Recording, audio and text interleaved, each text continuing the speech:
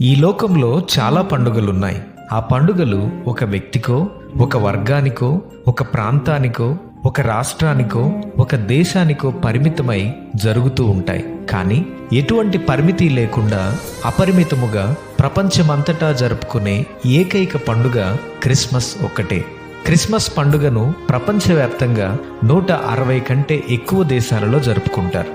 అత్యధిక దేశాలు డిసెంబర్ 25వ తేదీన జరుపుకున్నప్పటికీ కొన్ని దేశాలు జనవరి 6వ తేదీన, జనవరి 7వ తేదీన మరియు జనవరి 18వ తేదీన క్రిస్మస్ను జరుపుకుంటారు.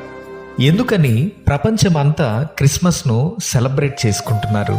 ఎందుకంటే ప్రభువైన యేసుక్రీస్తు ఒక పల్లెకు, ఒక పట్టణానికి, ఒక ప్రాంతానికి, ఒక ప్రదేశానికి మాత్రమే ప్రభువు కాదు, ఆయన ప్రపంచానికే ప్రభువు. కాబట్టి అందుచేత ప్రపంచమంతా కూడా యేసుక్రీస్తు జన్మించిన శుభదినాన్ని బట్టి సంతసిస్తుంది, సంబరపడుతుంది, సంతోషిస్తుంది, సంబరాలు చేస్తుంది.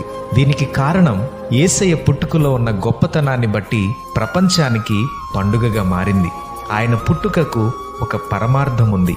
ఆయన పుట్టుక ప్రణాళికాబద్ధమైన పుట్టుక. ఆయన పుట్టుక అకస్మాత్తుగా జరిగిన సంభవం కాదు. ఆయన పుట్టుక అనుకోకుండా జరిగిన కార్యం కాదు. నశించిన దానిని వెదకి రక్షించడానికే ఆయన మనుష్య కుమారుడిగా ఈ లోకానికి దిగి